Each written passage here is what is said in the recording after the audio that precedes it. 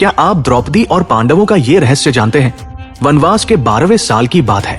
एक दिन द्रौपदी ने जंगल में एक पेड़ पर पके हुए जामुनों का गुच्छा देखा। भूख और थकान से परेशान द्रौपदी ने वो जामुन तोड़ लिया। उसी पल भगवान श्री कृष्ण प्रकट हुए। कृष्ण ने कहा, द्रौपदी, जिस फल को तुमने तोड़ा है उसी से एक साधु अपने 12 साल के उपवास को तोड़ने वाले थे। अब उनके तप में बाधा पड़ी है और उसका क्रोध पांडवों पर टूट सकता है। द्रौपदी घबरा गई।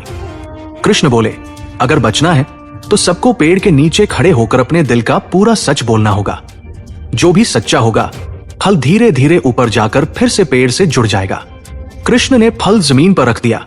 सबसे पहले आए युधिष्ठिर। उन्होंने कहा, संसार में सत्य, धर्म और सहनशीलता का होना जरूरी है, पर हमारे जीवन में जो अपमान और दुख आए उनका कारण द्रौपदी का हट भी रहा है। ये सच कड़वा था पर सच था। जैसे ही युधिष्ठिर ने कहा, फल जमीन से थोड़ा ऊपर उठा। फिर आए भीम। भीम बोले, मैं सबसे ज्यादा ताकतवर हूं, पर अपने गुस्से पर काबू नहीं रख पाता। कई बार मेरे क्रोध ने ही हमें मुसीबत में डाला। फल और ऊपर चला गया। अर्जुन आए। उन्होंने कहा, मैं धनुर्धर हूं, पर कई बार अपने पराक्रम का घमंड कर बैठता हूं। यही मेरा सबसे बड़ा दोष है। फल और ऊपर उठ गया। नकुल बोले, मुझे अपने रूप और गुणों पर गर्व है और यही गर्व मुझे भीतर से कमजोर करता है। सहदेव बोले, मुझे बहुत कुछ पता होता है पर मैं समय पर बोल नहीं पाता।